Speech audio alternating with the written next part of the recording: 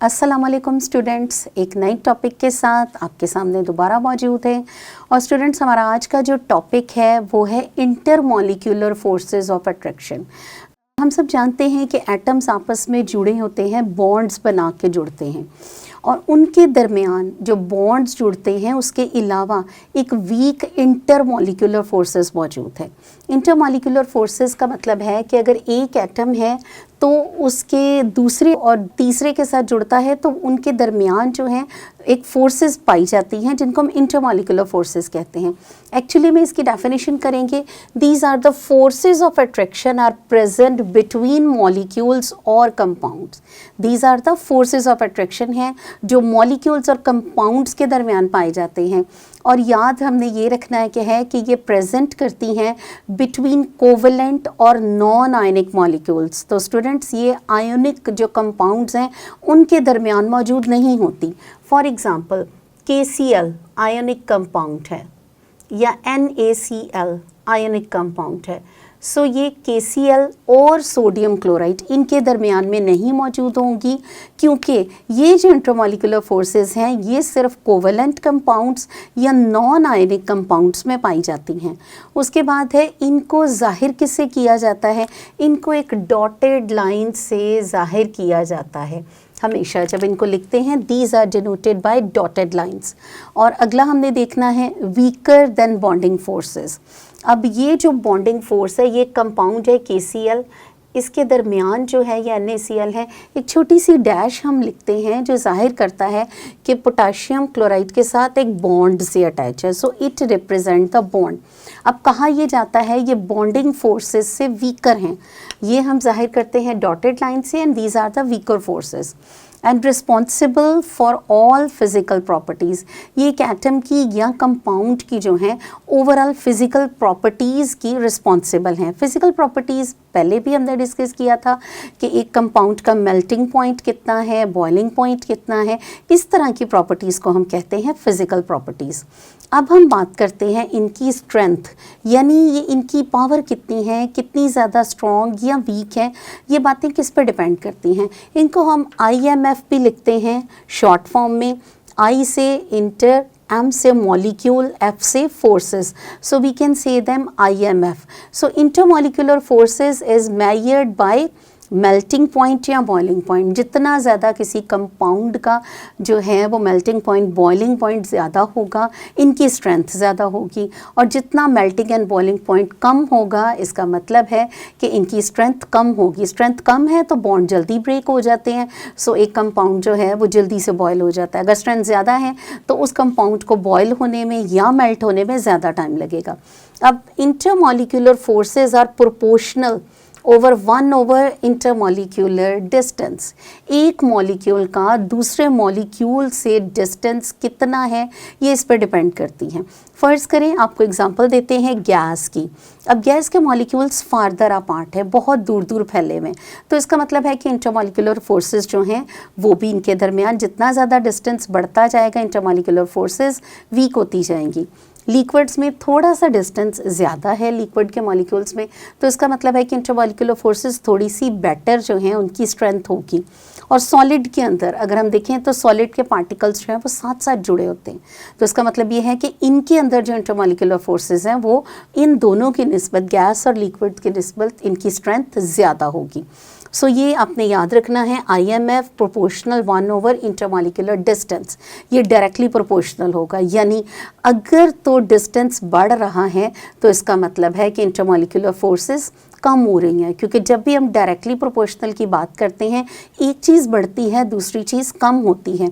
यहाँ पे अगर डिस्टेंस बढ़ रहा है तो इसका मतलब है इंटरमॉलिक्यूलर फोर्सेस जो हैं वो कम हो रही हैं। डिस्टेंस बढ़ रहा है, मॉलिक्यूलर फोर्सेस कम हो रही हैं। डिस्टेंस ज़्यादा हो रहा है तो दूसरी तरफ जो है वो क्या होंगी, वो भी ज़्यादा होंगी। नाउ सेकेंड बात करते हैं, intermolecular forces are proportional over 1 over temperature, और ये इन्वर्सली प्रोपोर्शनल होगा, यानी ये टेम्परेचर के इन्वर्सली प्रोपोर्शनल है।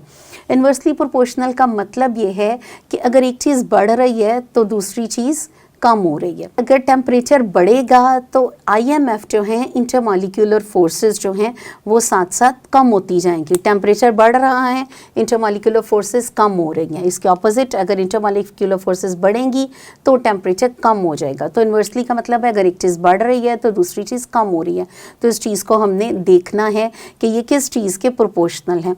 अब हम बात करते हैं इसकी टाइप्स की। सो स्टूडेंट्स, हमारे पास 4 टाइप्स की फोर्सेस हैं, बट हमारे सिलेबस में जो हैं वो इस वक्त 2 हैं जिनको डिस्कस किया गया है। ये हैं जी वॉन डर वाल्स फोर्सेस भी हैं, डाइपोल फोर्सेस हैं और हाइड्रोजन बॉन्डिंग है। और हमारे सिलेबस में, हमारी बुक में 2 फोर्सेस को डिटेल से बयान किया गया है। उनमें पहली जो है वो है डाइपोल फोर्सेस। सो डाई का मतलब है 2। हमेशा डाइपोल जैसे वर्ड है, इसी तरह डाई को अगर आप देखें तो डाई मीन्स 2, पोल्स का क्या मतलब है, चार्जेस। सो डाइपोल फोर्सेस को हमने देख लिया। Polar molecules have 2 equal and opposite charges. ये ऐसे पोलर मॉलिक्यूल्स हैं जिनके अंदर से 2 इक्वल एंड ऑपोजिट, यानी एक पॉजिटिव है तो दूसरा नेगेटिव है, तो ये इस तरह से चलेंगे, 2 equal and opposite charges. And next, अब HCl की बात करें तो HCl पावर, इसके अंदर इलेक्ट्रोनेगेटिविटी डिफरेंस आ जाता है। HCl, ये हमने पहले कहा था कि HCl जो है ये क्लोरीन है, इसके ऊपर पार्शियल नेगेटिव चार्ज है, हाइड्रोजन है, इसके ऊपर पार्शियल पॉजिटिव चार्ज है, और ये जो छोटा सा डैश हमने लगाया है ये बॉन्ड को जाहिर करता है। अब HCl के अंदर जो है शेयर्ड इलेक्ट्रॉन पेयर है, हमने कहा था ये कोवलेंट कंपाउंड्स के दरमियान है। सो HCl के अंदर कोवलेंट बॉन्डिंग है। अब इनके अंदर एक इलेक्ट्रॉन पेयर जो है स्टूडेंट्स वो शेयर हो रहा है, तो ये किसकी तरफ ज़्यादा जाएगा, हाइड्रोजन की तरफ ज़्यादा अट्रैक्ट करेगा या क्लोरीन की तरफ? ऑब्वियसली अगर हम इलेक्ट्रोनेगेटिविटी के लेवल से देखें तो ये क्लोरीन की तरफ ज़्यादा जाएगा। इलेक्ट्रोनेगेटिविटी क्या है? The ability of an atom to attract the shared pair of electron is called electronegativity.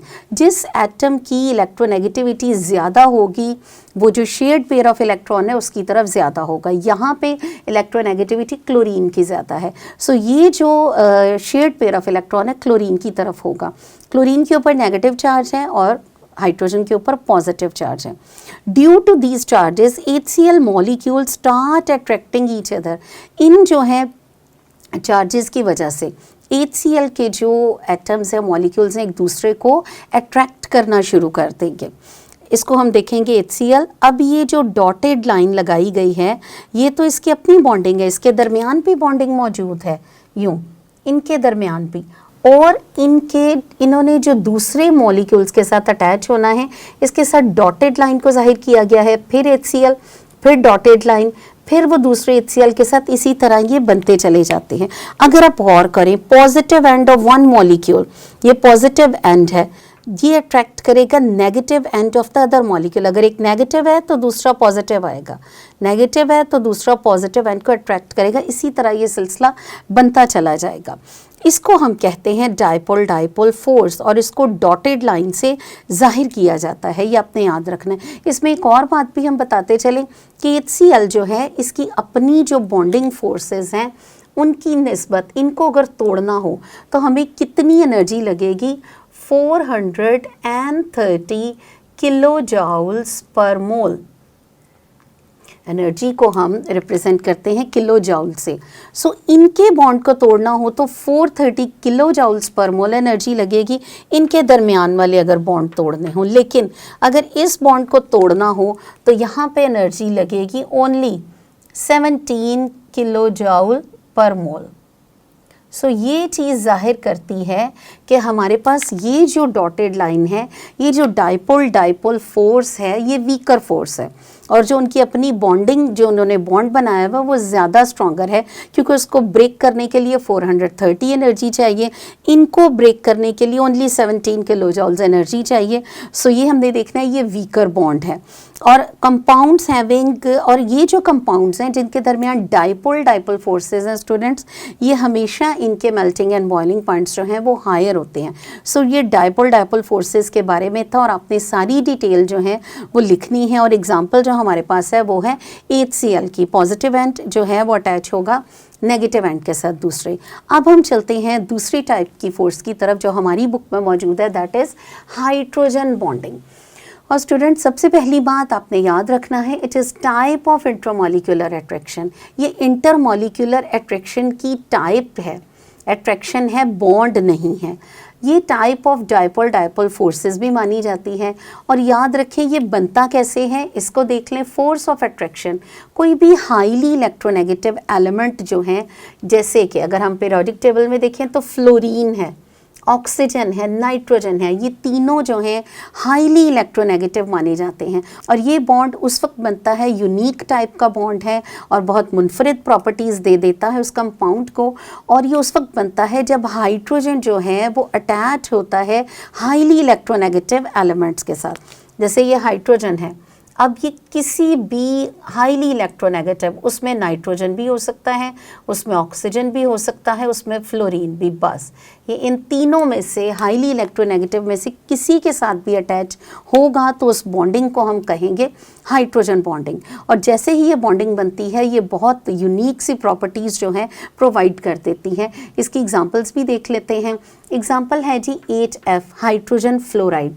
Hydrogen के ऊपर पॉजिटिव चार्ज है, फ्लोरीन के ऊपर नेगेटिव है। आपने देखना है हाइड्रोजन हाईली इलेक्ट्रोनेगेटिव फ्लोरीन के साथ अटैच है और हाइड्रोजन मस्ट होगा, फिर ये हाईली इलेक्ट्रोनेगेटिव के साथ अटैच होगा, डॉटेड लाइन से जाहिर होगी, वो अगले HF के साथ अटैच होगा, फिर डॉटेड लाइन, फिर HF। और दूसरी इसकी एग्जाम्पल जो है वो है वाटर मॉलिक्यूल की। मॉलिक्यूल ऑफ वाटर, पहली जो थी वो हाइड्रोजन फ्लोराइड की थी, हाइड्रोजन बॉन्डिंग की, अब वाटर की है। वाटर में अगर आप देखें 2 हाइड्रोजन्स हैं और 1 ऑक्सीजन है, सो दोनों हाइड्रोजन 1 ऑक्सीजन के साथ अटैच हैं। फिर ये डॉटेड लाइन, फिर दोनों हाइड्रोजन 1 ऑक्सीजन के साथ, और ये जो है हमारे पास एक नेगेटिव एंड जो है वो दूसरे के पॉजिटिव एंड के साथ अटैच है। इसी तरह ये सिलसिला आगे चलता जाता है। थर्ड एग्जाम्पल जो है स्टूडेंट्स इसकी है NH3 की, यानी अमोनिया की। अमोनिया में भी अगर आप देखें 3 हाइड्रोजन्स हैं और तीनों के ऊपर पॉजिटिव चार्ज है, नाइट्रोजन के ऊपर नेगेटिव चार्ज है। अब नाइट्रोजन अटैच होगा दूसरा जो अमोनिया है उसके हाइड्रोजन के साथ, इसी तरह ये सिलसिला चलता रहेगा। सो ये तीनों जो एग्जांपल्स हैं हमने हाइड्रोजन बॉन्डिंग की डिस्कस की हैं, इनमें अगर आप देखें तो हर एक में हाइड्रोजन जो है वो हाईली इलेक्ट्रोनेगेटिव एलिमेंट के साथ अटैच है। फर्स्ट में फ्लोरीन था, जब हाइड्रोजन फ्लोरीन के साथ अटैच है। सेकंड में वाटर था तो हाइड्रोजन ऑक्सीजन के साथ है। थर्ड में हाइड्रोजन नाइट्रोजन के साथ है। सो ये तीनों एग्जांपल्स हैं जो आपने बना के याद रखनी है, इसको ड्रॉ करना है। और हाइड्रोजन बॉन्डिंग जो है इसमें partial positive and must be hydrogen ion. Partial positive जो है वो हाइड्रोजन होना चाहिए तो हाइड्रोजन बॉन्डिंग कहलाएगी, अदरवाइज नहीं। और partial negative must be more electronegative, और जो पार्शियल एंड है वो मोर इलेक्ट्रोनेगेटिव होना चाहिए। और हमें पता है कि ज़्यादा इलेक्ट्रोनेगेटिविटी जो है वो फ्लोरीन, ऑक्सीजन और नाइट्रोजन की है। और water has high boiling point then HCl and NH3।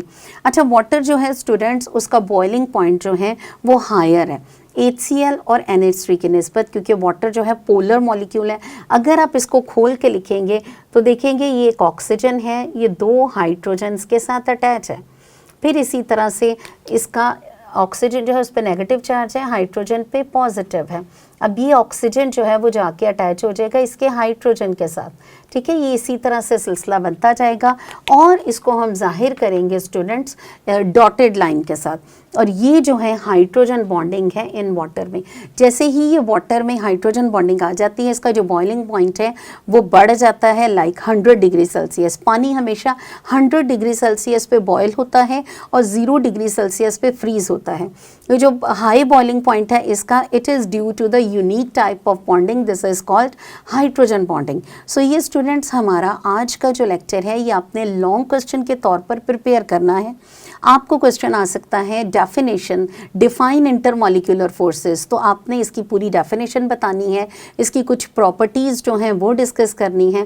फिर आपने इनकी जो टाइप्स हैं जो हमारे बुक में मौजूद हैं, डाइपोल डाइपोल फोर्सेस हैं और हाइड्रोजन बॉन्डिंग है, आपने इन दोनों को एग्जाम्पल्स के ज़रिए से जो है वो पेपर में लिखना है और इसको याद करना है ताकि एग्जामिनर के लिए ये ज़्यादा क्लियर हो जाए कि एग्जाम्पल्स कौन सी हैं। तो ये था स्टूडेंट्स हमारा आज का लेक्चर और मैं उम्मीद करती हूँ कि आपको समझ आ गया होगा। आज के लिए इतना ही था। अल्लाह हाफ़िज़।